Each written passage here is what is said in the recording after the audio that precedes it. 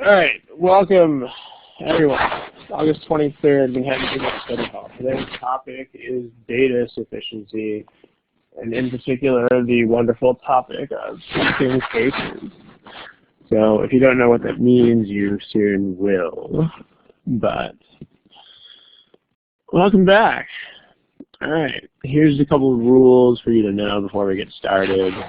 Same rules we always go over every time, so you should be accustomed to this by now, but you've got to go through it. So, what kind of problems do you have to submit? Remember, please avoid submitting problems that are too general. We've been getting more of this lately. We've been getting problems that are about the entire GMAT. I mean, one person actually submitted a question that said, please tell me how I can get better at the quant and verbal sections of the GMAT. Which, I feel you, but it's not really a question because you're asking about the entire test all at once. So, you got to give us a question that we can legitimately use in 90 minutes and cover in some sort of meaningful way in that short period. So, please watch it there. At the same time, please don't submit things that are too specific. Again, this is the reason why we have a forum. So if you're just going to ask about one problem, then please submit that on the forum. It's actually the purpose of the forums in the first place is for specific questions about particular problems. So unless you've got a theme that you want to submit, please post on the forum. Finally, please don't submit personal issues here. This is not the place for that. In other words, remember there's like 40 people in the live audience and there's several hundred at least who watch the recording. So this is a very large audience type of production. So we don't want to look at one person's personal study plan because that's not a topic that is of interest to the whole crowd here. So please don't submit stuff like here's my scores and here's my plan and so on and so forth. On our forum, we do have a place for that. We have a folder on the forum called the General Questions folder. It's the very first folder at the top of the forum. And that's where you should put things like study plan questions, individual things, stuff like that. And if it's a question about admissions, I mean, remember that we, at the end of the day, are not an admissions company. We're a GMAT prep company. So we don't really specialize in admissions, but we do team up with a company that does. That company is called MBA Mission. And they run this Ask an Admissions Consultant folder in our forum. So if you got questions, this is personal questions, this is where they go. As far as stuff that we should get as submissions, intermediate depth, this is the example we've had on here for a while, but this is not too broad and it's not too narrow. Meaning it's not, hi, I need help with quant, because that's not a study hall topic, that's like 100 of them. But this is also not a single problem. The median is a good example of a topic that is about right for a study hall. It's about the right degree of general for a session like this, and so it's a good thing. And then specific problems, if you're going to submit them, this is ideal. But if you are going to submit specific problems, you have to tie those into a more general question. So otherwise, if it's just a specific problem, then please just post it on the forum. That's what that's for. But if you have a topic more generally to ask about, then that's a good submission. So like, I can't decide between these items. Could you present some material on other things or this or that type of modifier? So To the person who's saying you can't see text, it's because it's still loading. There's some sort of problem with your connection. Like I'm seeing an icon that's basically telling me that you're having issues with your whiteboard and your connection. So that's what's going on there. Okay. Finally, don't forget, please do not submit official guide problems. We can't use them. And please don't give us a problem with no source. If you use a problem, you gotta tell us where it's from, because otherwise we can't use it. And this includes problems that are from Manhattan GMAT materials. I mean, we don't know all of our own company's problems because there are like 3,000 of them. So even if you took a problem from the MGMAT test, you still have to tell us, please, that that's the source. Because if you give us a problem that doesn't have a source, we can't use it. Any questions about the rules, about the types of problems that you should submit or not submit? If you understand, then go ahead and give me a smiley face icon. The smiley face icon is, there's an icon that you can click. Let me show you where that is. There's an icon that you can click that's located here underneath your name. If you, that'll show up. I mean, it's not a text box thing. It's, yeah, some of you guys are finding it. The emoticons that are located here are things that will just show up temporarily and then go away. Someone says, what do you mean by official guide problems? The official guide is the book that GMAC publishes. So I mean, if you're very new to this game, maybe you don't know those books yet or whatever, but we're talking about the GMAC official guide to the test. Also, by the way, if you are brand new to this, then you might have some trouble following today's lesson because topic is data sufficiency, and we do expect that people watching this are already familiar with how data sufficiency works on a very basic level. So if you don't know how that works, then today's session is not going to make a lot of sense to you until you have learned those basics. So, all right. Let's go ahead and get started with one more thing. Again, we say this each time, but we have an archive right now that has approximately 70 recordings in it. That's a lot of recordings. So what that means is that if you have a very generic kind of topic, then it's probably in there already. So what you should do before you post a topic is check the archive and see if you can find it. If you can, then please watch the video that has your topic in it. If you can't find it in the archive, then please go ahead and post it. But if you can, watch the video that contains it first. And then if you still have some sort of general enough question about that topic after you have checked the archives, then good to go. Yeah, there's a lot of sessions. I mean, we're not giving away the core material of the course. So the class is still something that people should buy. But this is meant to be a supplemental resource. But it is a good resource, we do think. That's why we've continued it for so long. All right, any questions about the rules? Smiley face, remember where to find the smiley face if you guys understand. All right, let's go ahead and move on. So once more, in case any of you are newly arrived here, this is the topic of the day. Data sufficiency, in particular testing cases. Also, a couple of things. First of all, here, when we give you multiple choice questions, here is where to select your answer. So you'll find an A-looking thing under your name.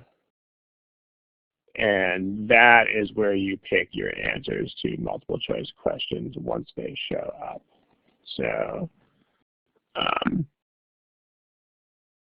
couple of you are picking answers already. You're not going to be able to see each other's answers, but please select multiple choice answers here. Please do not, someone's clicking on the raise hand button. Please don't click that. It makes a bell sound that I think everybody hears and is sort of disruptive. Please, whatever you do, please do not write your multiple choice answers in the in the chat box. And then please don't click more than once,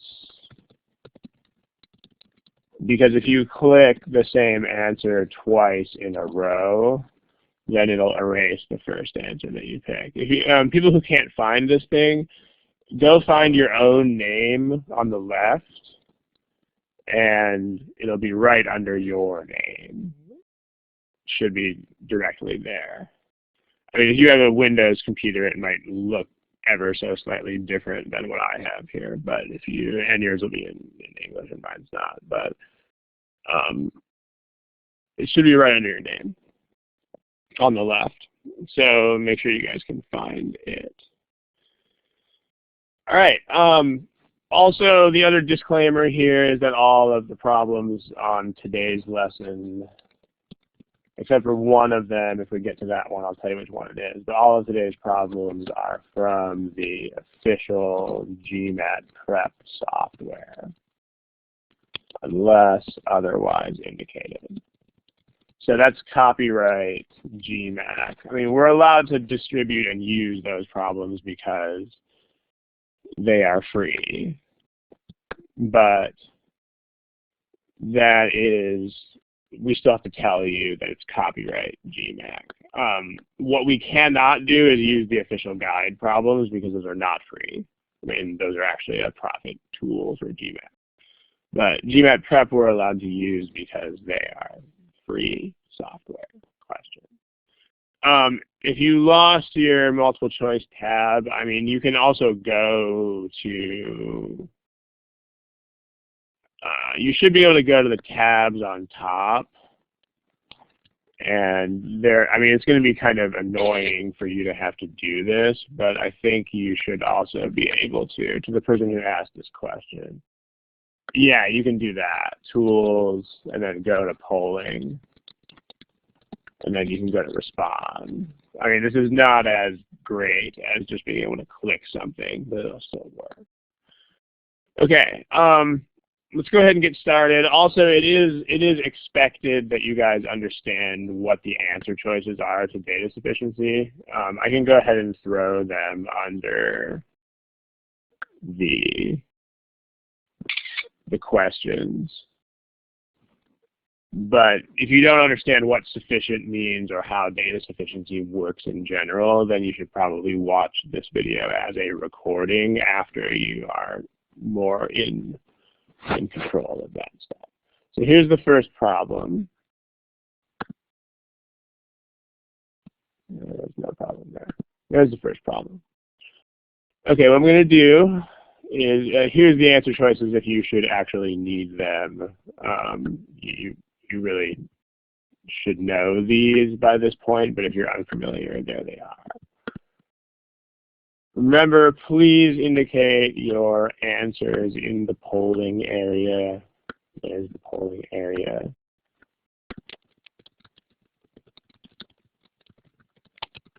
There you go. Okay, I will give you about maybe a minute and 45 seconds for this problem.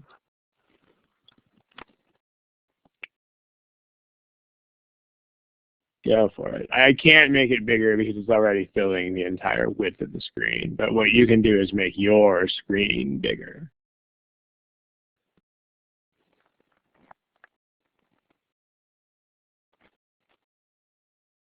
By the way, there are 5 people who already have answers to this, and all 5 of you are wrong. The one who just answered it, you actually have the right answer. But the first 5 people to answer this question were all incorrect, and that's typical. Keep going.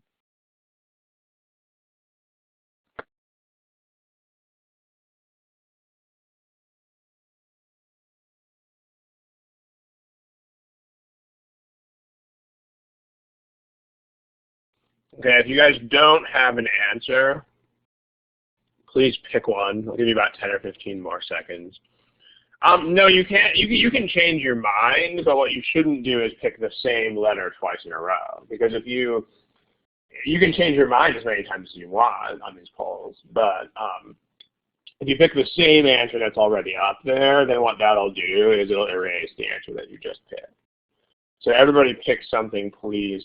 And remember, this is an exam on which you cannot not answer. Like, you have to answer the questions. If you don't know that about the GMAT yet, you can't leave a problem blank. So please pick something. I'll give you 10 more seconds.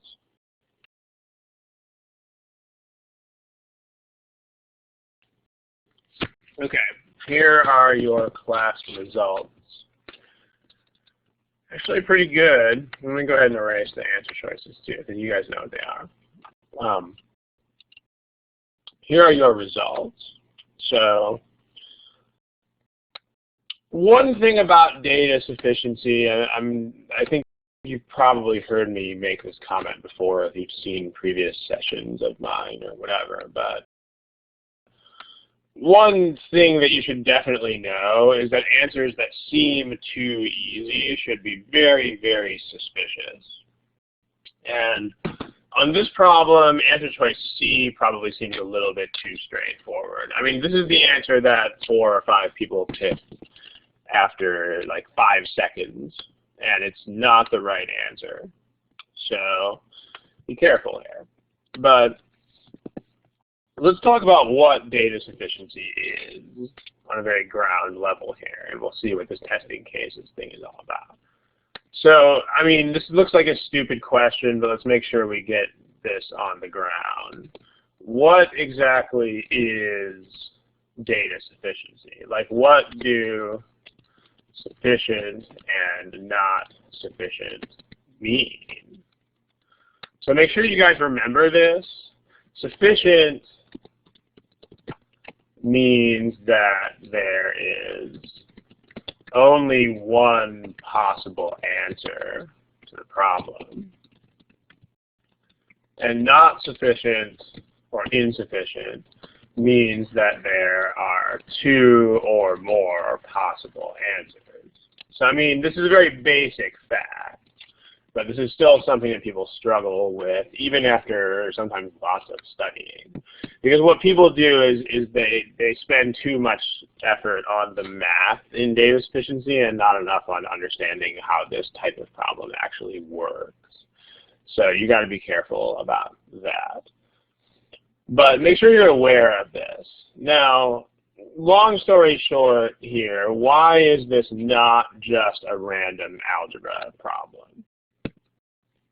Like, why can't you just assign variables and do plain algebra? Like, in other words, let's try that. I mean, if you, let's say the 23-cent pencils, let's say you have X of these, and then let's say that you have of the 21-cent ones, let's say that you have Y number of those. I mean, if you write these as equations,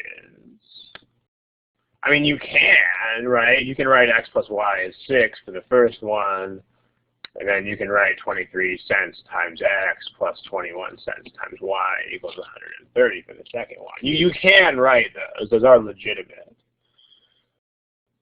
And if you just look at this as a random problem of algebra, then you might think right away that the answer is C. But what else is special about this problem? Like, why isn't this just an algebra problem? Like, what has to be true about X and Y? Chat box.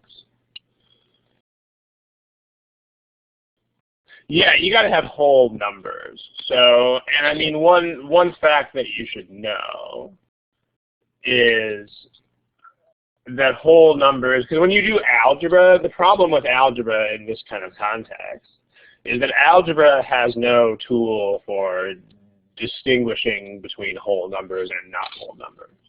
So here, x and y must be whole numbers. What this means, among other things, is you can't trust algebra.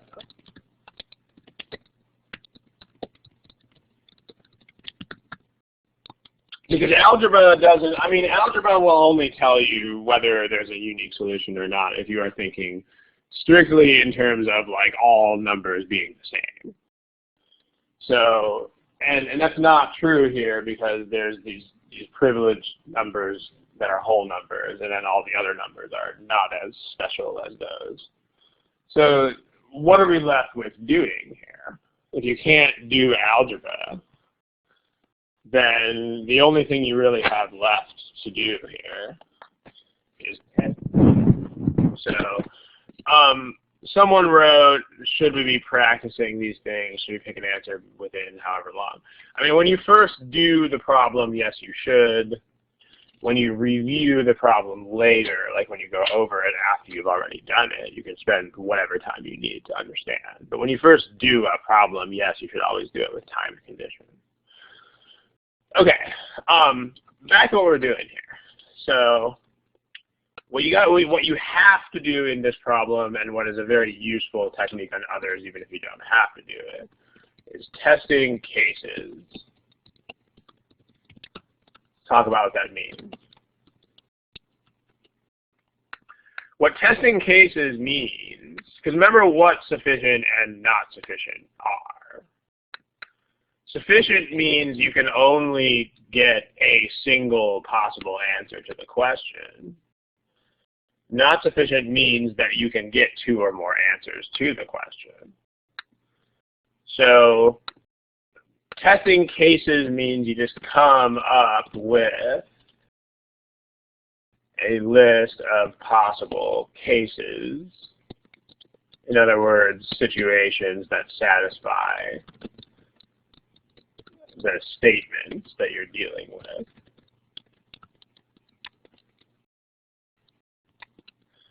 And then just answer for each case. Answer the question. Remember not to find other things, like the actual question that the data sufficiency problem is asking you. And then if there's only one answer to the question, then sufficient. And if there are two, if you actually get two different answers to the question, then not sufficient.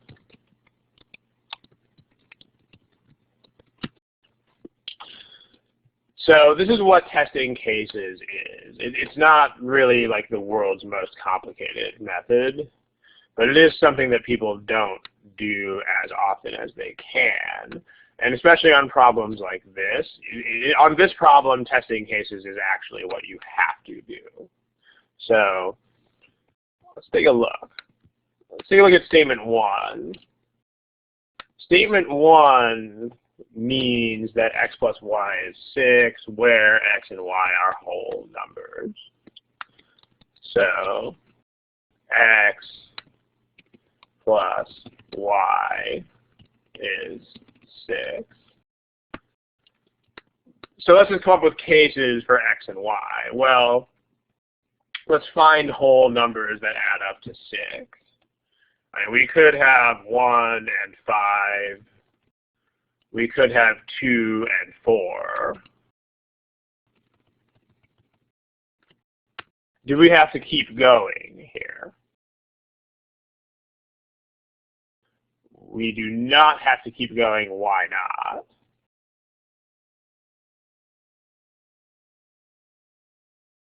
Because we've got two answers. Notice what the question is. The question is, what is x? So, I mean, it's how many 23-cent pencils. So in terms of the x and y that we defined here, this question is, what is the value of x? So we just found two values for that variable. So two different answers, not sufficient. By the way, this is the main advantage of the testing cases method, apart from the fact that you have to do it sometimes, is that it's very nice for proving that things are insufficient. Because like with algebra, when algebra does work, it's very nice for proving when things are sufficient. Because, you know, if you get everything to click, so to speak, then it's nice. But the problem with an algebraic approach is that it's not very good when it comes to proving that things are insufficient. So that's where testing cases really shines, because if you can just make two different answers come up, then you've got a statement that's insufficient. Now let's do this for statement 2 and let's see what happens. So let's try to come up with whole numbers that satisfy 23x and 21y. And then let's see if we can get that to happen. Okay, well, 23 times a whole number. I mean, what could 23x be in this problem? Like, what numbers could actually be 23x? Not 0, well, 0, 1, 2, 3 could be x, but okay, so 23 times x could be 23 times 0. It could be 23 times 1. It could be 23 times 2, 23 times 3, 23 times 4, 23 times 5. And then we're done because all the numbers bigger than that are too big. I mean, we have to have a total of 130 cents. So if you add 23 more cents here, you get more than that. Now, the sum has to be 130. So if 23x is supposed to be 0, then what would 21y have to be? 21y would have to be 130 because you're subtracting to figure that out. The problem here is that that doesn't work. Like 130 is not a multiple of 21 cents. So this case just doesn't count. So when you do case testing, make sure you know this. If a case actually doesn't even satisfy the requirements of the problem, then it's not a no or a yes to the question. It's not any kind of answer to the question. It just doesn't count. If 23x is trying to be 23 cents, then 21y would have to be 130 minus 23. Again, we have the same issue. 107 is not a multiple of 21 cents. If this is 46, this is 84, that works because that means you've got yourself 2 of these pencils and 4 of those. Are we done at this point? Yes or no, chat box. Are we finished?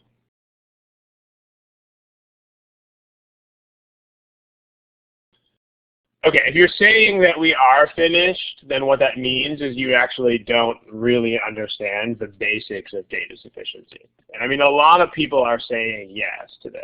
So again, we have this problem of on data sufficiency, the problem is usually that people don't really understand the format of data sufficiency and don't ever come to understand it because they're too busy worrying about math.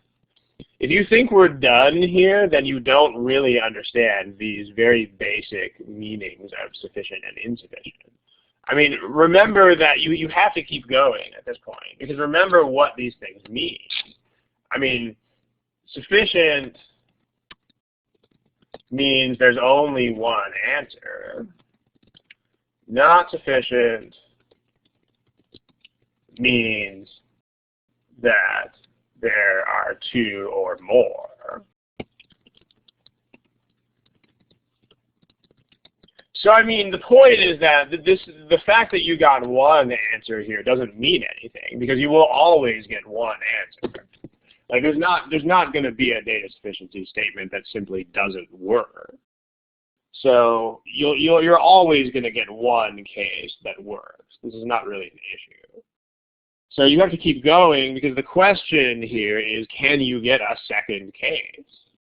If you can, then that would become insufficient. And if you can't, then it's sufficient. So I mean, give me a smiley face thingy if you guys understand that. Because I mean, if you don't, you really aren't gonna ever get any better at this until you do. So you have to achieve that level of understanding. And a lot of people neglect that. A lot of people, even after months, are not super clear on what sufficient and insufficient mean. So we keep going. Let's see what happens. Well, 69 out of 130 leaves 61. 92 out of 130 leaves 38. 115 out of 130 leaves 15. So none of these are multiples of 21 cents over there.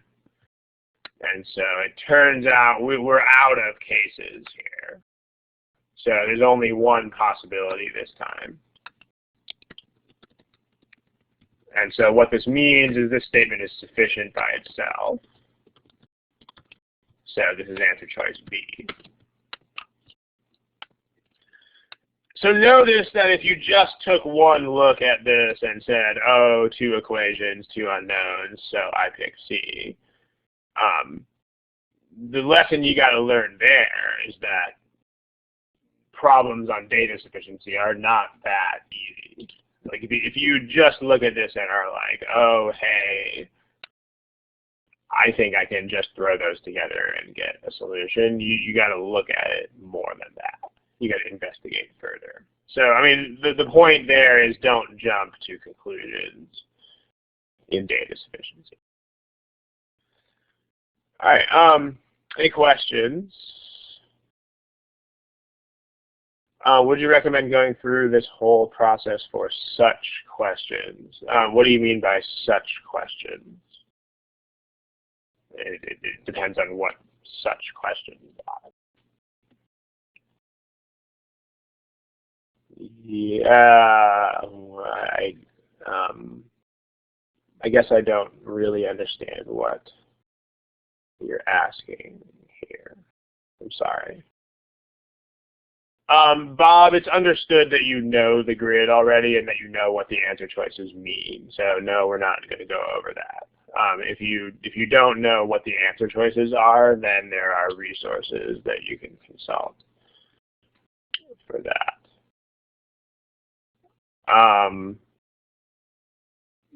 No, Max, that doesn't work. Let me post that on another page. But the whole thing with whole numbers, I mean, with whole numbers, it's really not a joke, guys. With whole numbers, you really have to test cases.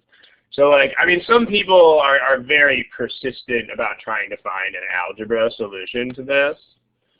It's not going to happen. There's not going to be an easy algebra way to handle this. This doesn't work. For instance, if you have, let's say that x and y are whole numbers, then if I give you these two equations, if I tell you that 5x plus 7y has to equal 47, then this actually has two different solutions. But if I tell you that 5x plus 8 plus 7y is 48, then as it turns out, that only has one solution.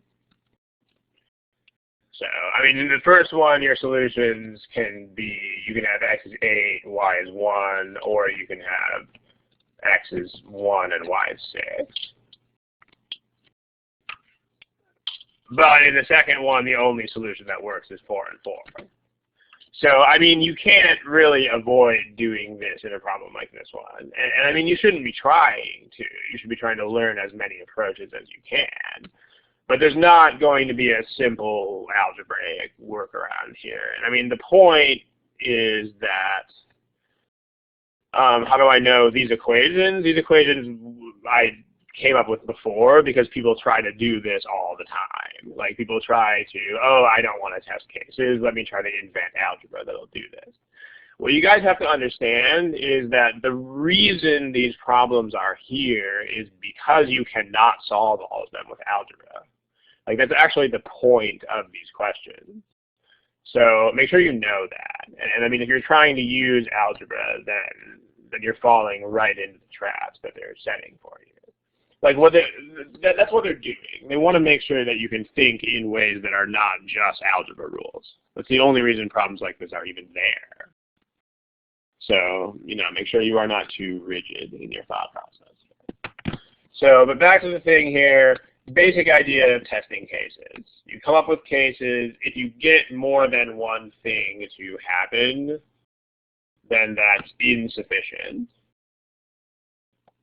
And if you get only one thing to happen, then that's sufficient.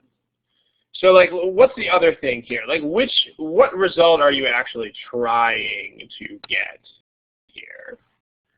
Are you trying to get sufficient here, or are you trying to get not sufficient? What do you guys think? When you test cases, are you trying to prove the statement sufficient, or are you trying to prove it not sufficient? It's not really both. What you're trying to do is when you test cases, you try to prove not sufficient. Because think about how testing cases works, right? Like you test a bunch of cases, and if you actually get two answers, then you have not sufficient. And I mean, you can't really prove sufficient except by running out of stuff. So in other words, you're trying to get two different results. And like, you can't really prove sufficient except by running out of cases and not getting that. So when you test cases, you are trying to get basically a second answer. And if you fail to get that, if you fail to get a second answer, then sufficient. But you're not directly trying to prove it. Leo, no, the short answer is that's incorrect, because if the first statement says there's 6 pencils, the second statement doesn't have to make 6 pencils. So it can use time, but it's a technique that it doesn't use that much time. I mean, sort of mind-reading moment here. I'm going to play psychologist for a second, but a lot of people look at this and say, oh, that'll take too much time. That's probably not really what's going on in your head if you're saying that. If people look at this and their reaction is, oh, that'll take too much time, what they're probably really thinking is, oh my gosh, I don't want to do that because I'm not comfortable with it, so I'm going to use time as an excuse. Like, that's what's actually going on there. Because this doesn't really take that long. I mean, if I wasn't talking through this, this would probably take a maximum of 20 or 30 seconds. You know, if you're kind of slow at arithmetic, it might take a little bit longer, but this is not a long process. And on problems where you can test cases, it's not going to be. So if people are like, oh my gosh, that's going to take too long, what that really means is I don't want to do it because it's outside my comfort zone. And if that's what's going on, you got to fix that, because the point of this test is to require a diversity of approaches. So in this case, yes, this is the only way you can solve the problem. And there are problems that do that. difficulty levels, if you're a student, are irrelevant, so it doesn't really matter what the difficulty level is. Like, it's not something you should ever be thinking about. You should just solve the problems, and that's that. Make sure you guys are not trying to think about numerical difficulty levels, because you're not ever going to know what those are. So you can't strategize around those. Okay, let's move on to another problem. How about, okay, I know we put difficulty levels in our tests and stuff. Let me tell you a secret. The reason we do that is because, unfortunately, we sell more tests that way. But you really shouldn't be thinking about the difficulty levels. There's a lot of people out there who want to buy stuff that has difficulty levels in it.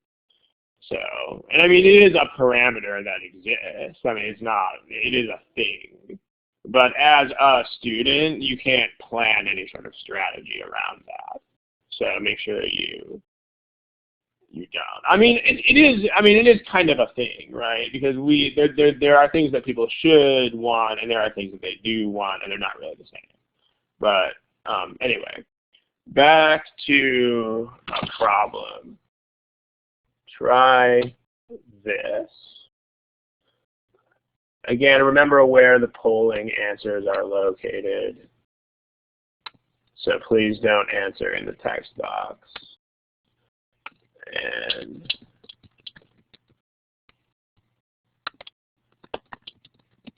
there you go.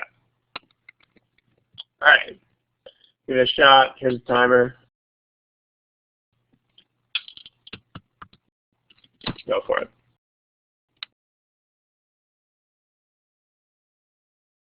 Okay, if you don't have an answer to this, please pick one in the next 15 or 20 seconds. Thanks.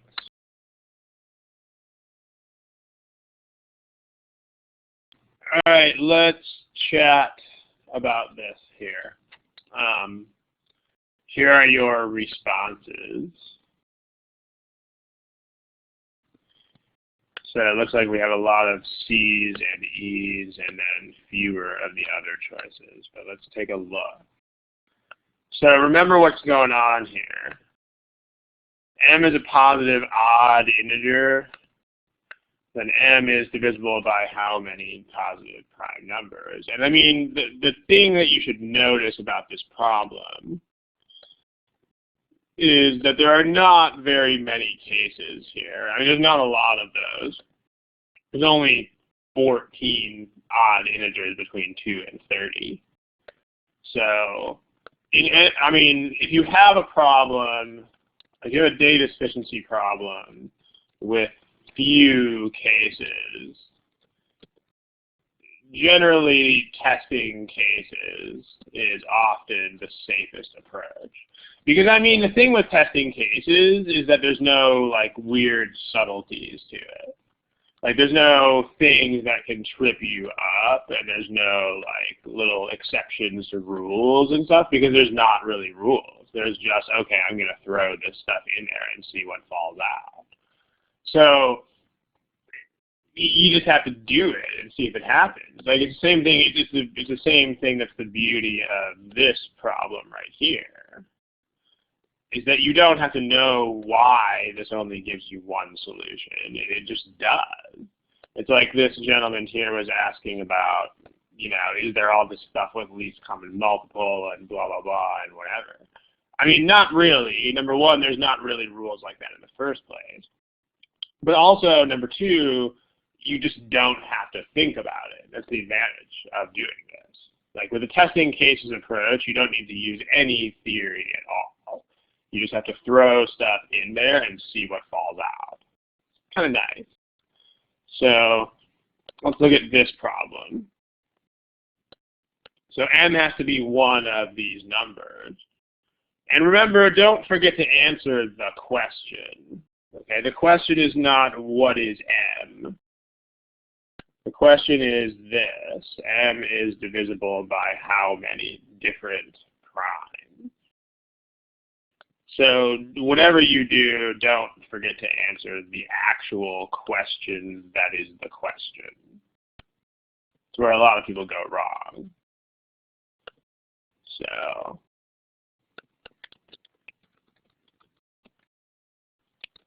the actual question. A lot of people don't. You'll see. So, okay, m is not divisible by 3. Well, let's just look at all the possible cases. Probably best way to do it is just to list them all and then cross out the ones that are multiples of 3. So here's all of your odd integers in that range. And then just cross out the ones that are multiples of 3. Those are multiples of 3. So we're left with those numbers that are listed there. So the question, again, make sure you answer the question. The question is how many different prime factors? So, well, 5 only has 5, so that's only one prime factor. 7 only has one prime factor. 1, 1, 1, 1, 1, 1, and 1. Oh, look what happened. This is sufficient. Like, I only got one answer to the question. Notice even with 25, still only one prime factor because the question specifically says how many different prime numbers. So you have to read the question carefully here, but 5 and 5 are not different prime numbers. So even with 25, it's still 1. So I mean, very few of you picked this statement is sufficient. Most of you picked things like C and E. And what that means, especially if you picked E, what that means is that you're probably not answering the actual question in the problem. Like if you picked E, you're probably just trying to find M as a number. And the problem there is that you don't want M as a number. I mean, you want the answer to this question.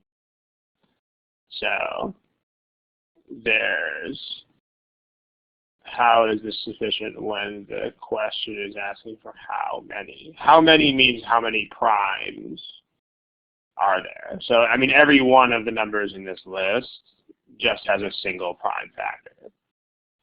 So for each of these cases, the answer to the question is 1. We already addressed the issue of repeated because it says how many different prime factors. So it says different. So if you have 5 and 5 as your prime factors, that is only one prime factor. It's not two different ones.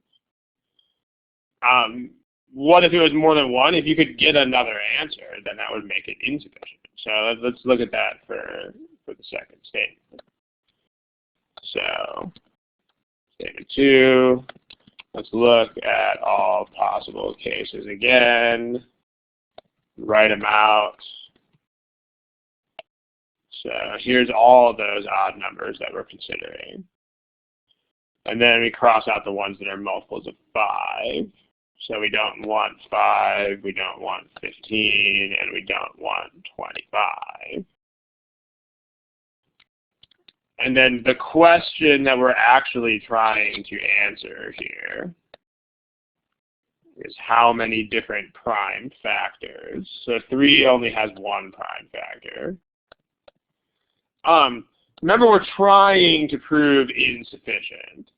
So now that we only have one prime factor here, we're looking for a different number of prime factors. So we can skip ahead of all these other numbers and go up to a number that has more than one. Like, okay, here's 21.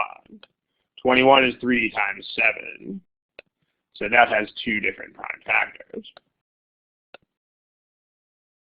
So this is actually two different answers to the question.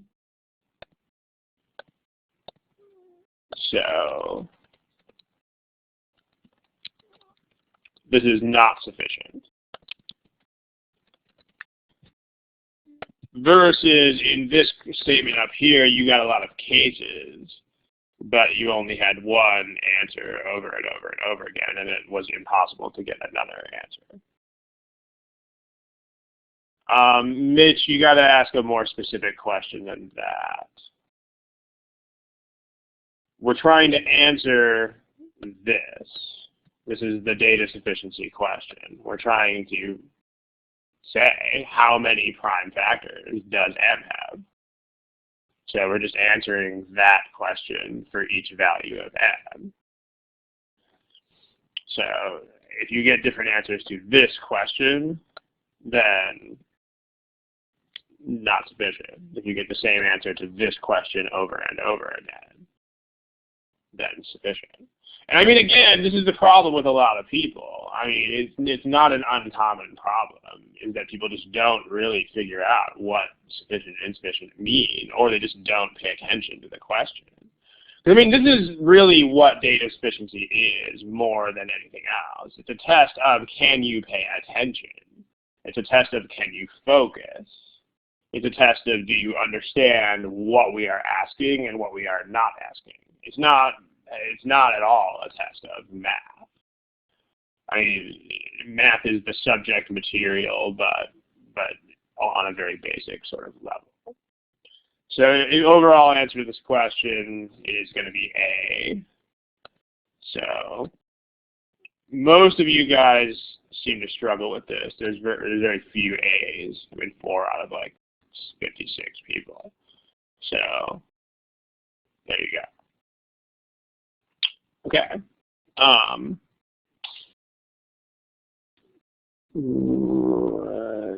I see soccer and footballs in your question there. PC, that won't ever happen because if you only get one answer out of each statement, it'll be the same. Nora, I can't repeat everything that I just said. If you have a more specific question, please ask it. Otherwise, maybe check out the video recording later. But why is A the answer would be everything we just said. I only got one answer. It means that my answer was 1 every single time. So that's sufficient. I got a single answer over and over and over and over and over again. So that's what happened. I mean, I get more than 1 M, but it doesn't matter. Nora, answer the question for each one. I mean, we've talked about the case of 25 here several times already, but the question is how many prime numbers are there that go into it? If you're dealing with 25, the only prime factor is 5. So, I mean, it is 5 times 5, but that's a single prime factor. That's only 1 prime. So, the answer to this question is still 1. I mean, you got to focus, right? This is a big thing. It's actually probably the single most common reason why people get data sufficiency problems incorrect, is because they don't focus on the question. So, how many primes can you find? In the case of 25, how many primes? Just 1, just 5. 5 is the only prime. All right, cool. All right, so we're on the same page. Let's take a look at another problem. Let's say,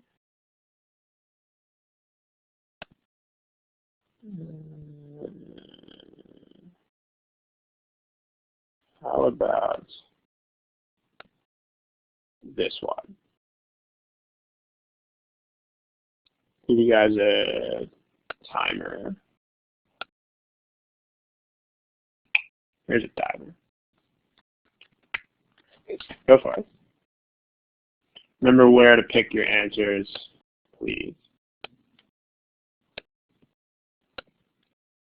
Thanks.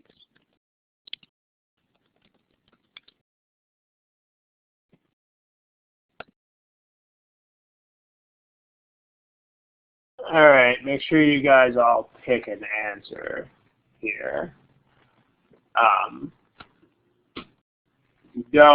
There's only, I think, a total of about 35 answers so far, and there are 57 people here. So that means a lot of you haven't answered the question yet. So please do so. I'll give you about 15, 20 more seconds to do that. But if you have to make a guess, please make one.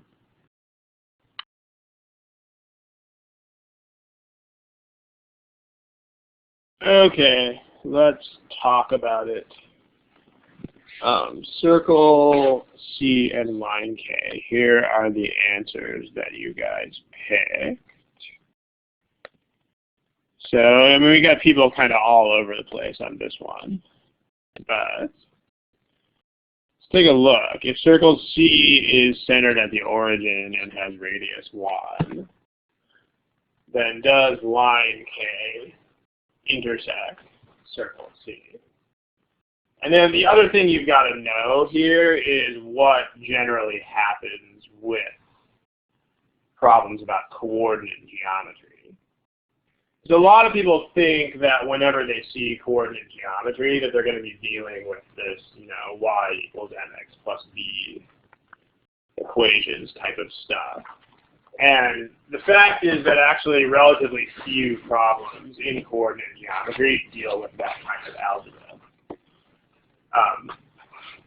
It turns out that coordinate geometry is one of those problem types that, for the most part, they put on the test because you don't really use algebra very much at all. So what you do use is what stuff looks like. So a very important fact about coordinate geometry is that most of the problems you're going to see are not algebraic. So most coordinate problems, especially data sufficiency, are not about algebra.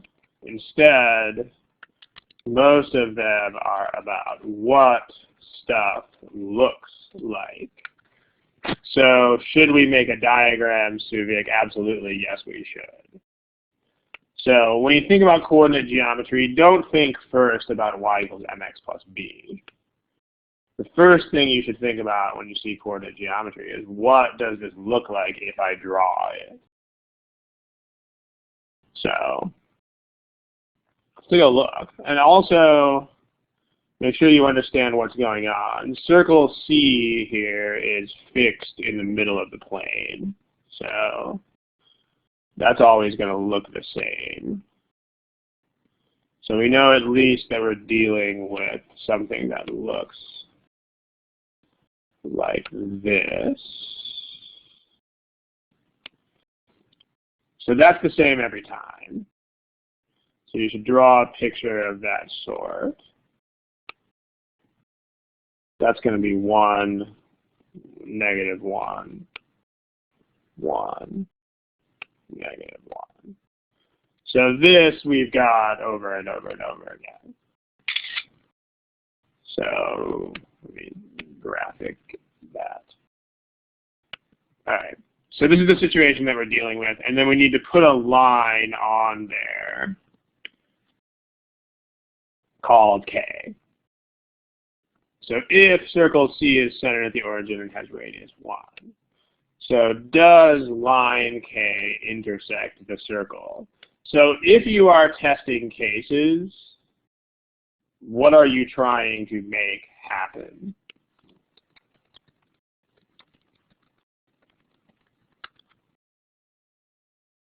See if someone can tell me. Like what two things are you trying to make happen here if you're testing cases? Remember, you're trying for insufficient. So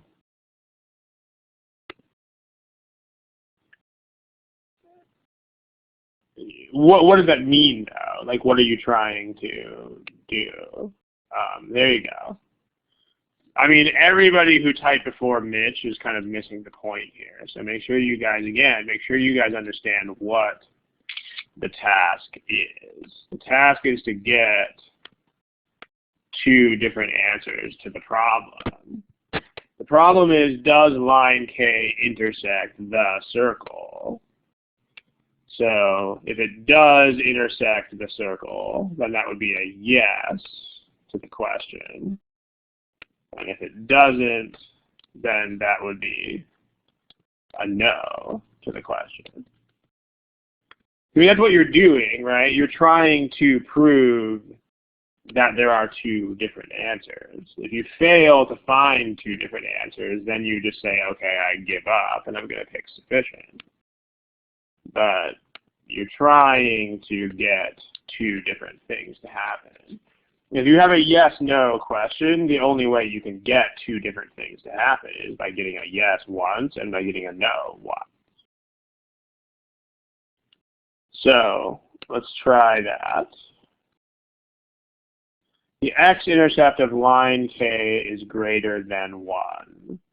So that just means the x-intercept is on the right-hand side somewhere. So statement 1 just tells us that our x-intercept is somewhere over there.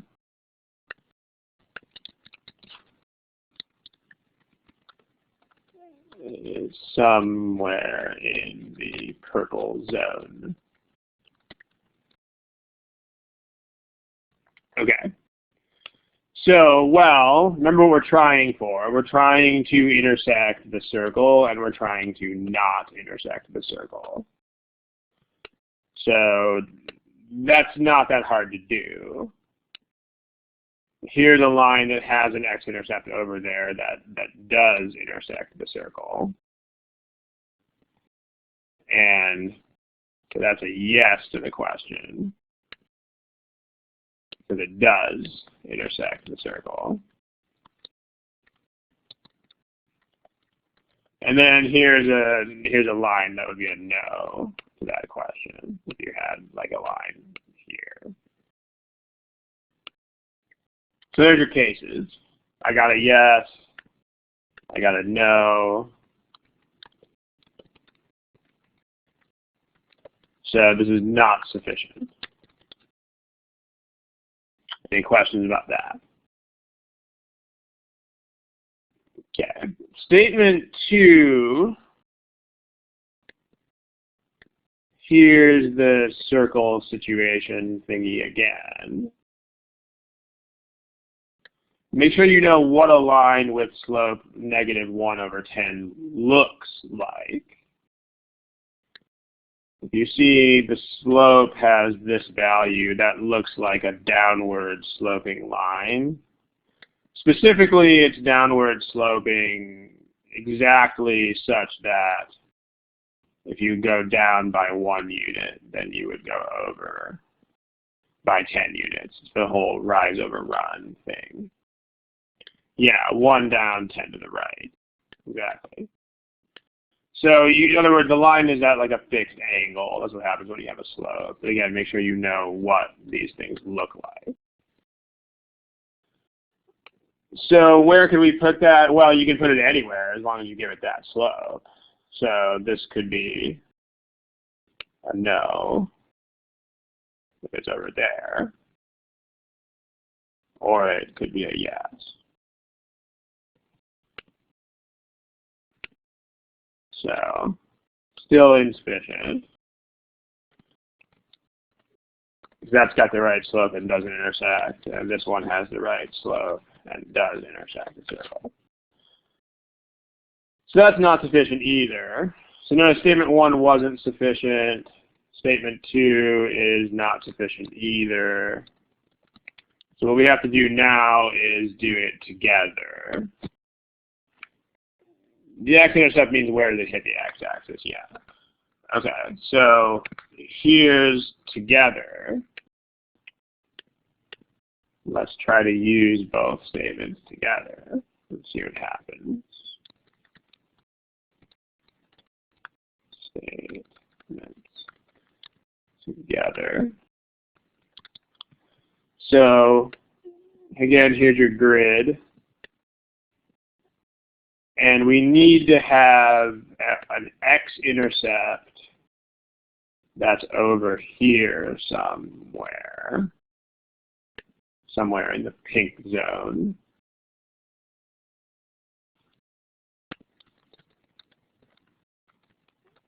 And then we still have to have the line with a slope like that, like this one that we made in the last problem. So, well, it's not a problem, right? So here's a line with that slope that doesn't hit the circle, and that has an x-intercept over there. And I mean, the exact distances here are not an issue. Like, if you don't see why this misses the circle, then just imagine moving it over like 1,000,000 units in this direction. So you can definitely miss the circle. And you can also hit the circle. So you still get a yes and you still get a no. But you have to know what the goal is. You have to know what it is that you're actually trying to do in the first place.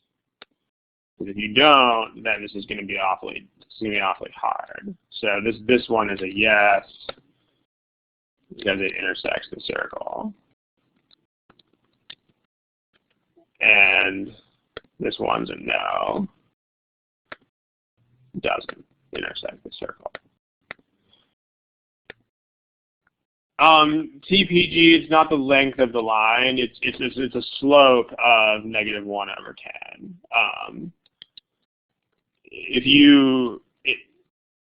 It's the basic definition of what slope means. If you don't know what slopes look like, you should check out our strategy guide in geometry, or you should check out, I think it's also briefly mentioned in the Foundations of Math book. But that's where you would go for that information, is to one of those two resources. But it's the slope of the line.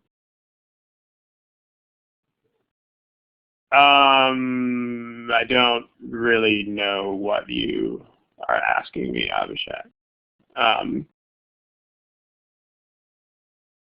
If you're asking me whether there's an algebraic solution, the answer is there probably is one, and you really don't want to do it. I mean, imagine trying to find, like, you know, if you move this line around, there's going to be some, like here, there's going to be some tangent place where it, like, exactly stops hitting the circle, like where it only touches it at one point, and finding that is really not going to be that easy. So, but the point is, asking for that is kind of missing the point of coordinate geometry problems on the GMAT entirely. Like, remember, the reason that these problems are on here, for the most part, is for you to visualize stuff. So, plus C could be a non-integer. C is a circle. C is not a number. Maybe you're talking about a different problem or something. But nothing called C in this problem is a number. But yeah, the point of coordinate geometry on the GMAT is most of it is about what does this look like. And if you start trying to do crazy algebra all the time, then some problems are going to give you a very hard time. How about a line with a slope -10/3? The line with slope -10/3 would go down. It would go down, and it would go down 10 for every 3. So it would look something like this, roughly. So -10/3. Okay, if you need any more help on slopes, please consult those resources, the strategy guide, the Foundations book, etc., etc. All right, let's move on to another problem about in case anybody is lost, this thing was a response to this question right here. Okay. Yeah, the problem we just did is E, because it's still, even if you use both statements together, you still can't solve the problem. So it's still insufficient with the two statements. Okay, let's move on. I got time to do one more here. So let's look at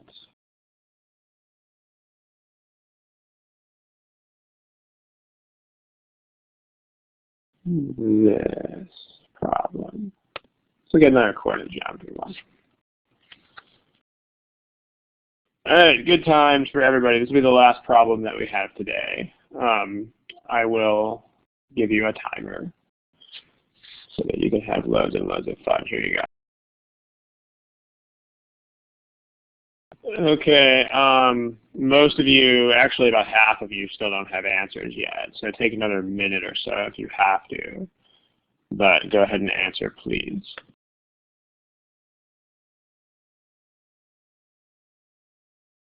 Okay, we still have a lot of non-answers to this, so please go ahead and select something if you can. Thank you.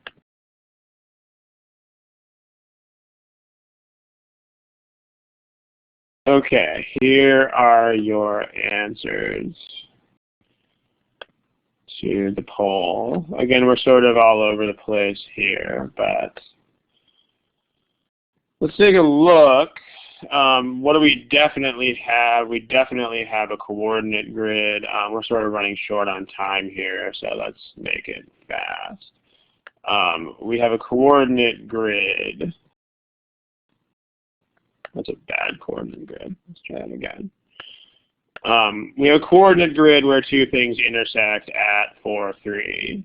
And again, this is more a thing about it's more a thing about appearances than about algebra. So this is the point 4, 3, and we have to make the lines actually intersect at this point. So 4, 3. Is the product of the slopes negative? So what we're trying to do is we want to make this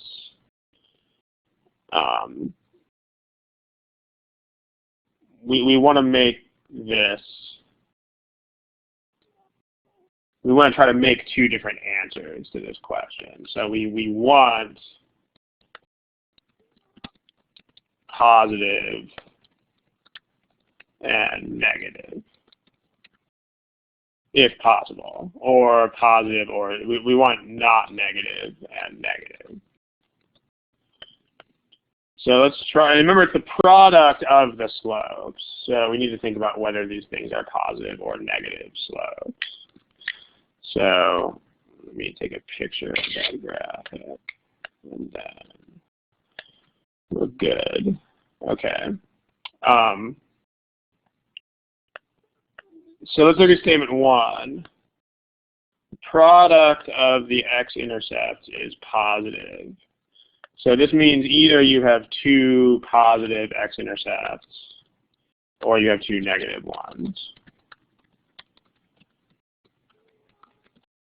Or two negative x-intercepts.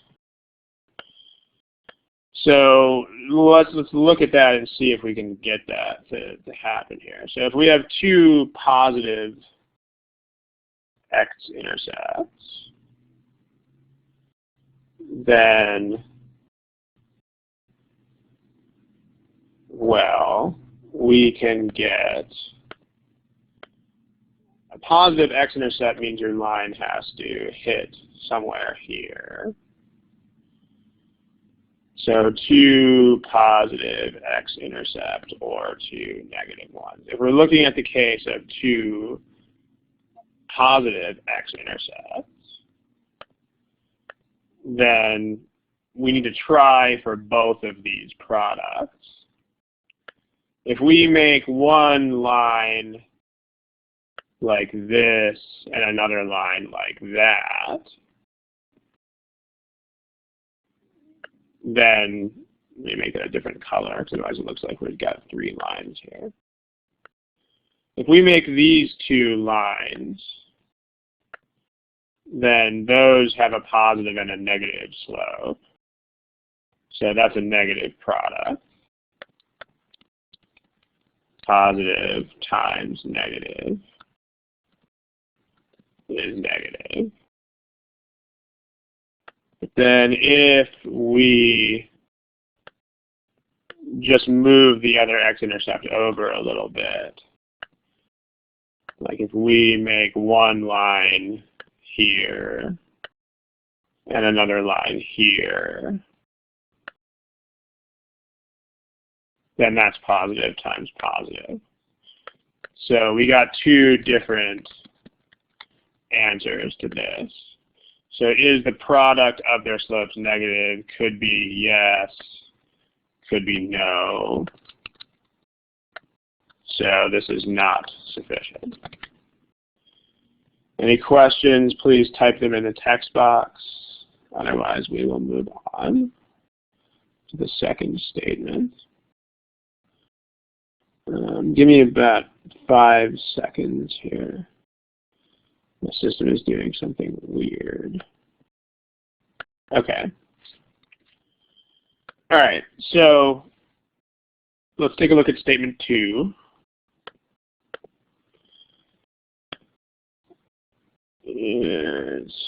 For statement 1, shouldn't the x-intercepts be less than 0? We don't have to. Okay, let's talk about that again.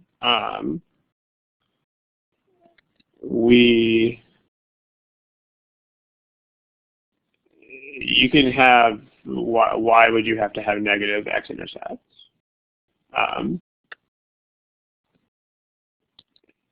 Remember that both, okay, I see where you guys are going with this. Remember that these are both possibilities, right? I mean, a couple of you guys are basically asking this question. We haven't tested negative intercepts yet because we don't have to, right? Like we already got a yes answer and a no answer just from considering, just by considering two positive intercepts. I mean, if we had to, we would go there. But it's one of those things that you don't even need to bother. So like a few of you seem to be unclear on that. I mean, these are both possibilities that we could use both of them if we needed to, but we don't have to. Like just by considering two positive intercepts, like this is two positive intercepts, and it gives a yes, and this is two positive intercepts, and it gives a no. So I mean, just by using that one case, we already got yes and no. So we don't need to bother. I hope that clears things up. There were a few of you asking about that. Okay, so statement 2 is very, very similar. So we can do this in kind of a hurry. We do kind of have to be in a hurry at this point. Okay, statement 2, the product of the y-intercept is negative. So this means that you have one positive y-intercept and one negative y-intercept. So you can, I mean, your negative y-intercept is definitely going to slope upward because you have to go from a negative to a positive y value. But this is still not sufficient because you have to have a positive y-intercept. And you can make that happen either like this or like this. Suvik, no, you can't. You cannot make assumptions really about anything. The whole point of data sufficiency is to kill you if you make assumptions. Like if you, if I change the point 4.3 to like 4.0, then statement 2 is sufficient. Make sure you can figure out why. So the short answer is, can't we assume anything? If you have to ask a question like that, that's always a bad idea. Do not assume things. The whole point of data sufficiency is to kind of destroy you if you do assume things. So, okay. This is positive times positive is positive, so that's a no to the question. And this is positive times negative equals negative, so that's a yes to the question. So this is also not sufficient. So we're down to C versus E. And don't forget what it is that you're trying to do here. So you're trying to make this happen both ways. So if you have, notice what this means now. This means you got to have one positive y-intercept, and you have to have one negative y-intercept. And notice see the negative y-intercept is special here because it has to go through the x-axis like that.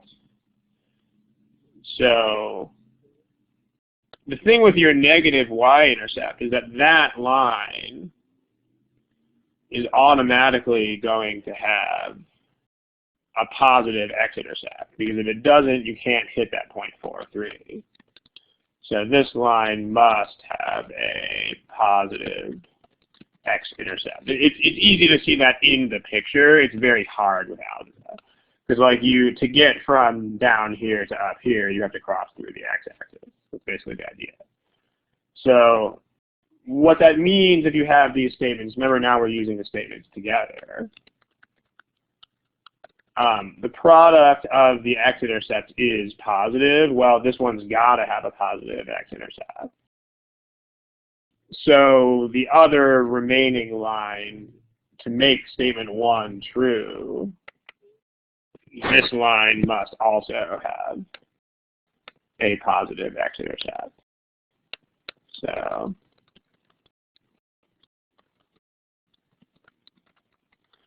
that means you've got a positive y and a positive x-intercept. That means your line slopes downward. So it means that your line has to look, I mean, it could look like this, or it could look like this, or it could look like that, or whatever else. But if you have a positive y-intercept and a positive x-intercept, then you have a negative slope. That's the only way that can happen. So this is enough to answer the question, because the blue line, the line that we're writing about in blue text here, must have a negative y-intercept and positive x-intercept. So that's a positive slope.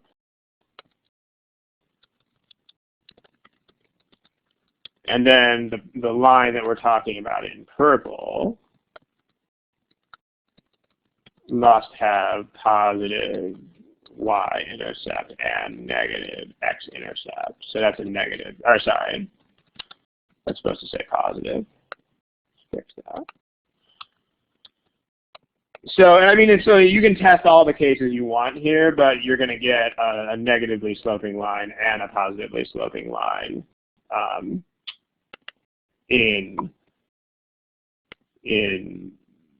you're going to have that in every possible case. So in all cases here, it's positive times negative equals negative. So that's sufficient. The answer is C.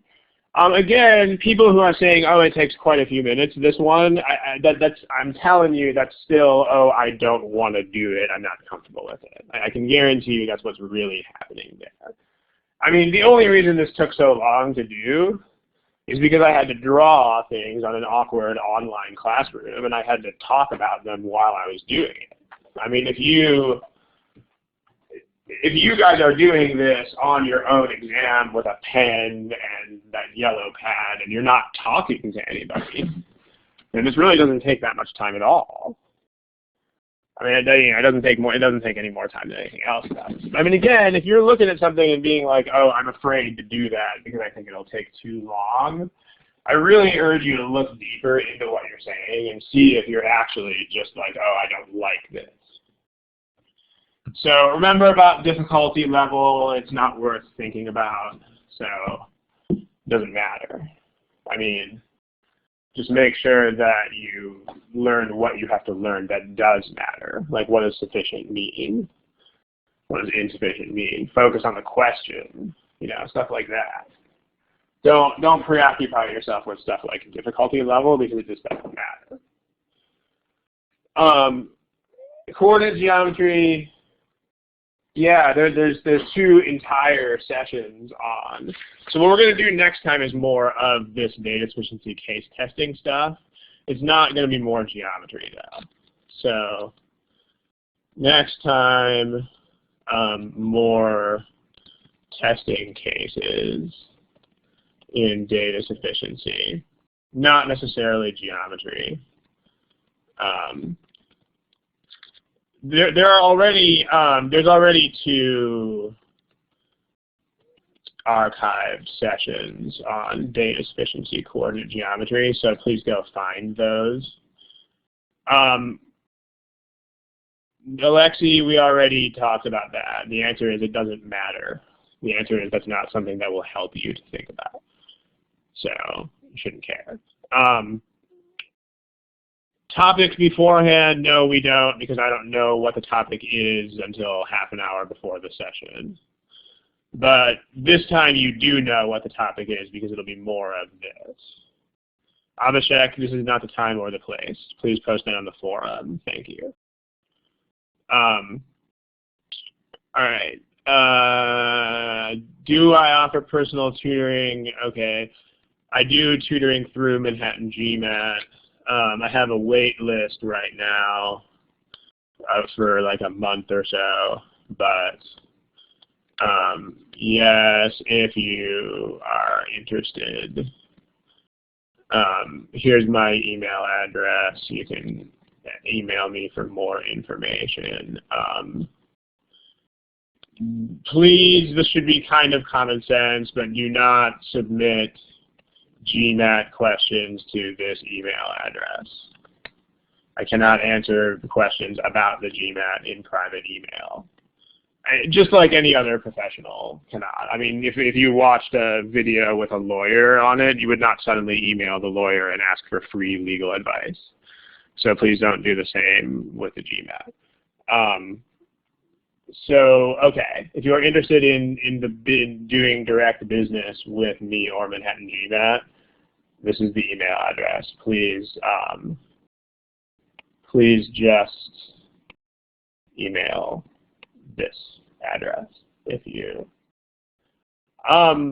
This was kind of slow, but because it's on the online thing, I mean, whenever anybody's got a question, I try to answer it. So in a class, yeah, in a live class, it would be a lot faster than this, if that makes you feel better about stuff. Okay, we got to go here. I'm going to cut off the recording at this point. Thank you for attending.